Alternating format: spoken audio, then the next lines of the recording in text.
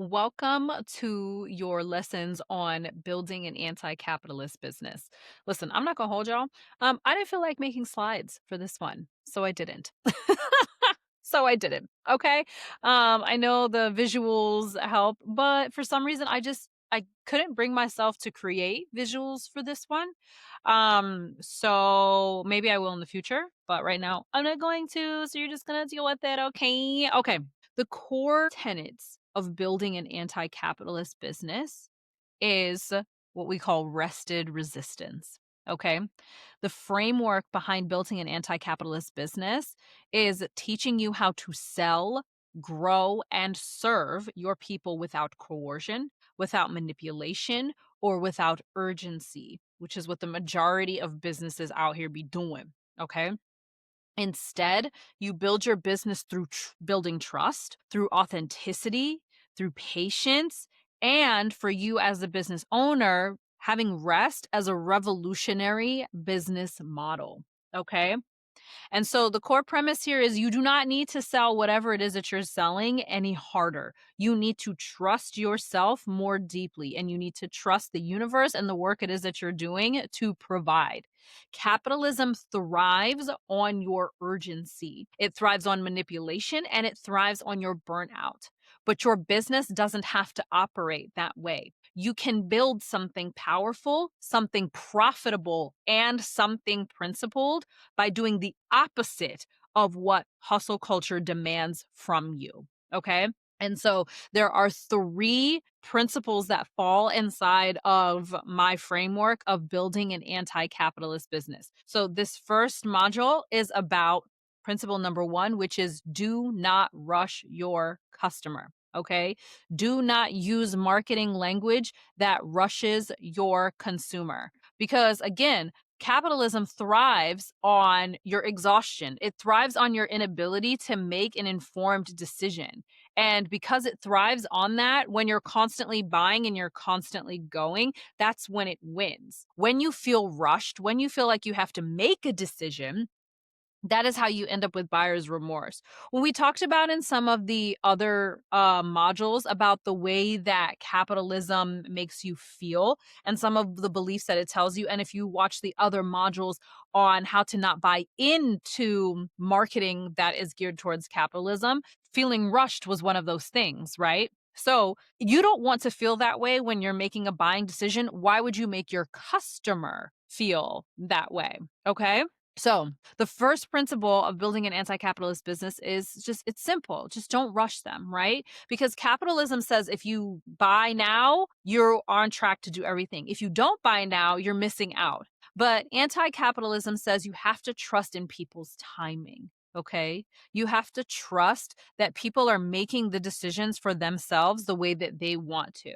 You have to trust that people are going to buy into your business and your product and your service when they are ready. Stop rushing your customers. So how would this show up in your business? If you say, well, buy now and only the next 10 people get this special offer.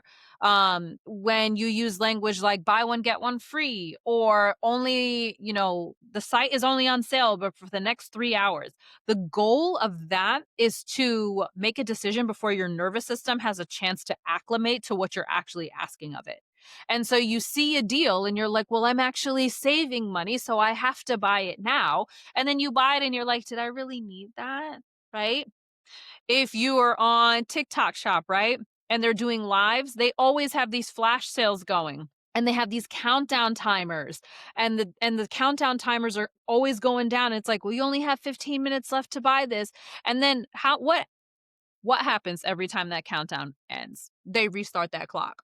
And all of a sudden, they're selling the same deal for the next 4.5 hours. And you thought that you only had 15 minutes to buy it. And then they do that thing where when somebody buys, they ring that bell. They ring the bell to let people know they're buying, they're buying, they're buying. Oh, you're running out. We're not gonna have any stock. They're gonna sell out really quickly. And you feel this manufactured scarcity, right? False urgency, countdown clocks, bell ringing, all training your mind to act as though the thing that you think you want is running out of time. Okay. And These don't just harm your nervous system, they actually erode trust with your customer, with you. Okay? Because when you say this is your last chance to buy this thing, and it isn't actually their last chance to buy that thing, why is you lying? Why are you lying? You are feeding into the very system that we're here to dismantle, all because a sales coach or a marketing coach or an advertising coach told you that's what you should do in order to drive sales. Instead of giving people space, build marketing that educates them, not coerces them. Let people think. Let people talk to their partners, check their bank accounts, okay? There are so many premium brands out there that never run sales. They don't have any problems making money because they trust their audience. They're not constantly discounting and saying, oh, well, hey, come in now while the getting is good. They don't care about none of that. Okay. If you are someone like me who has one-on-one clients and somebody's inquiring about your services and they're like, okay, what? I really like the idea of this. Let me talk to my partner. There are so many different bro marketing sales coaches out there that will tell you, no, get the money on the call, go through the objection handling with them, ask them what it is that they're going to talk to their spouse about. No, do not do that shit. It's not building trust. Well, what are you going to talk to your spouse about? What do you like? Walk me through it so that I can help you do this. What are they going to say that's going to change your mind? Stop making people not trust that their spouse is helping them make a good decision. Stop doing that shit. Let them go talk to their spouse. Let them consult their bank account. Every single time I let people do that, they come back and they buy from me. Every single time when I was trying bro marketing strategies, I got one woman to do her deposit and everything on the phone. And I was like, okay, this is great. Do you know how much she actually participated in the program? Like none. And then she dropped out of the program because I didn't give her the space that she needed. Give people the space that they need to make these decisions. Trust that your marketing is doing its job and talking to the right people, and they will come back, okay?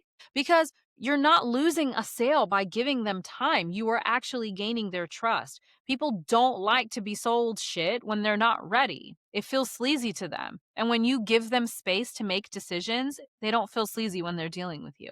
Your trust compounds over time, it becomes loyalty. Trust is the new conversion metric in anti-capitalist business, okay? You don't need to rely on FOMO to get paid. You just need to tell people the truth and let them breathe, okay? You're not really running out of whatever that thing is, because the truth is if that thing keeps selling, you're going to keep reordering it because you're going to keep doing what works. Stop lying to people and saying it's their last chance, okay? Do not use marketing language that rushes your consumer. Give them time, give them space. Let them know, hey, listen, doors open and they're open for however. If you're going to cut off access, do it because you're at your personal wits, right? You can't take on any more personally, but not because you wanted to get this amount of money made in 2 weeks. Do not make your income goals your consumer's problem. Do not make your income goals the customer's problem because it's not. It is not their problem. Okay. Be better at selling people on why they should hire you, why they should pick you, why they should go with your product. Make it obvious for them to pick, and then they can pick in their own time. But don't rush them into not trusting themselves as a way of getting a sale. Because at the end of the day, they're not going to trust you anymore after that. And this is about longevity. You don't just want an overnight business. You want something that's going to sustain you healthily and happily for years and years and years to come. And you do that by playing the long game, by building trust, by letting people trust themselves and buy when they feel like buying. Okay? All right. Module 2, we're going to talk about how the next step is for you not to manipulate your reach. We'll see you over there.